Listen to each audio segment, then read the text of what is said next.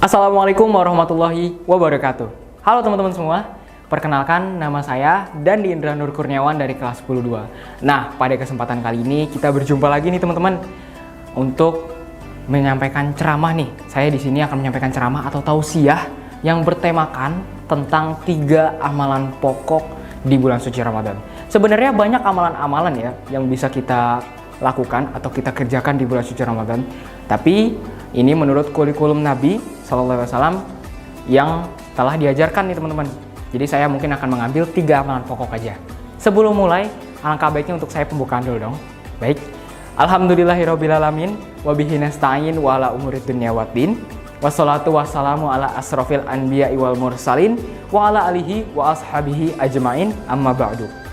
Pertama-tama dan yang paling utama, marilah kita panjatkan puja dan puji syukur kita atas kehadirat Allah Subhanahu wa taala yang telah memberikan kita nikmat iman, nikmat ihsan, dan juga nikmat panjang umur sehingga kita dapat menjalankan ibadah puasa seperti hari ini ya Allah.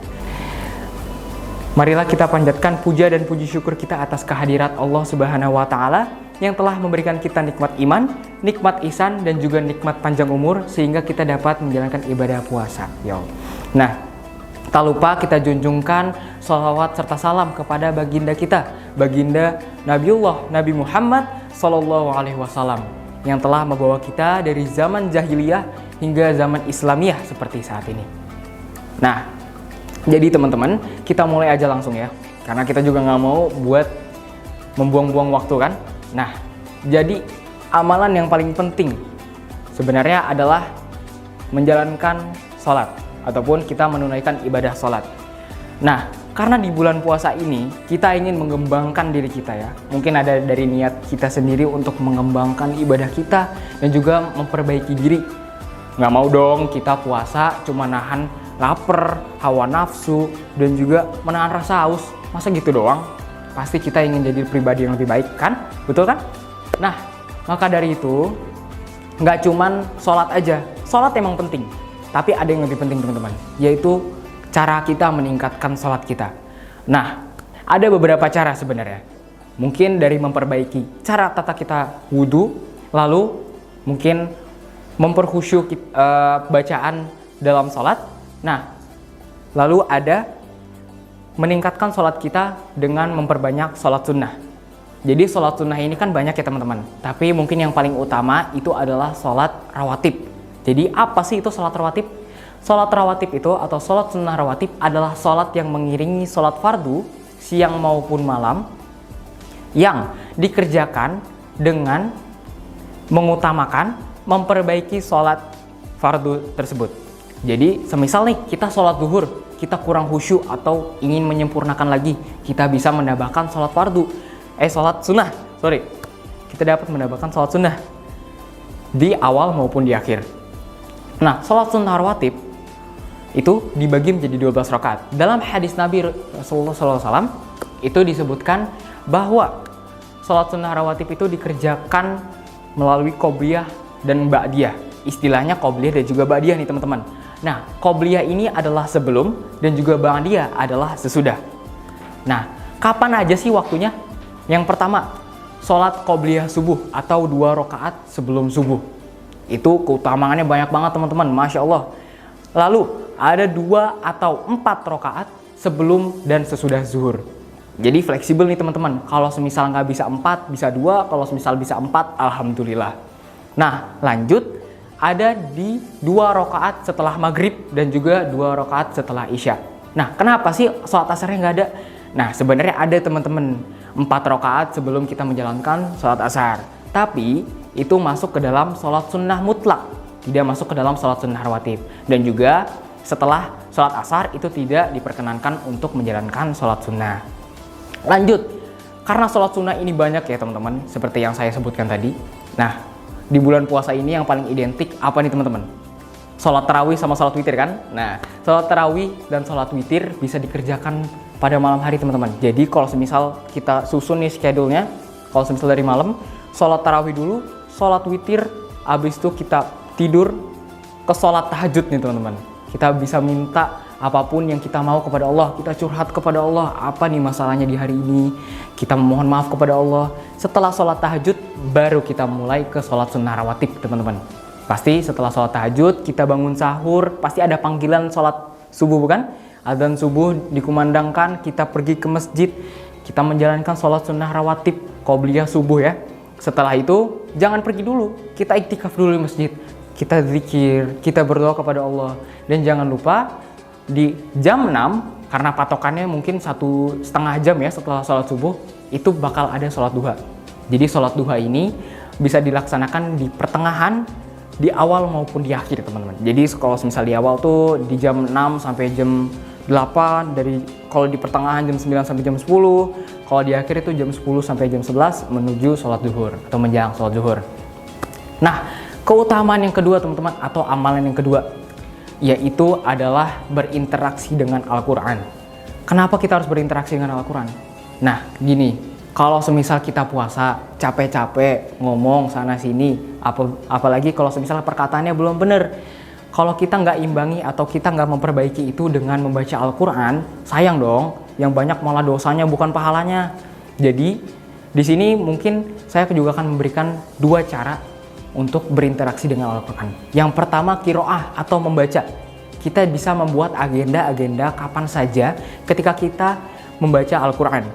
Bisa semisal di setiap sholat diselingi beberapa ayat Al-Quran nih teman-teman, supaya setelah lebaran nanti itu kita udah bisa khataman Quran. Jadi kan di Quran ini ada 30 juz nih, ada 30 juz, 1 bulan ada 30 hari. Kalau semisal kita bagi-bagi, berarti kan per hari 1 juz kan? Nah insya Allah kalau semisal konsisten, itu lebaran kita khataman Quran. Nasi kuning. Lanjut, ada cara yang kedua yaitu kajian dan tilawah, ataupun tafsir atau apapun itu. Dalam hadis Muslim, ini pahalanya luar biasa gede. Kenapa? Karena keutamaannya juga nggak kalah besar teman-teman. Yang pertama, dibentangkannya rahmat oleh Allah Subhanahu wa Ta'ala. Siapa sih yang nggak mau dibentangin rahmatnya sama Allah? Kalau semisal doa diijabah, kita minta maaf dimaafin, bener gak? Lanjut, yang kedua, ada dengan cara Nah, keutamaannya juga gak kalah besar teman-teman. Yang pertama, itu ada dibentangkannya rahmat oleh Allah Subhanahu wa Ta'ala. Siapa sih yang gak mau dibentangin rahmatnya sama Allah? Kalau minta maaf dimaafin, kalau semisal mau kita doa apa yang kita mau diijabah, bener gak teman-teman? Lalu, yang kedua, itu diberikan ketenangan dalam diri. Kita nggak mudah emosi, kita juga bisa sabar dalam menghadapi masalah teman-teman. Hawa nafsu aja kalah teman-teman. Masya Allah banget kan, keren. Nah, lalu ada amalan yang ketiga nih teman-teman. Amalan yang gak kalah penting dari 2 amalan yang tadi itu udah saya sebutin, yaitu infak.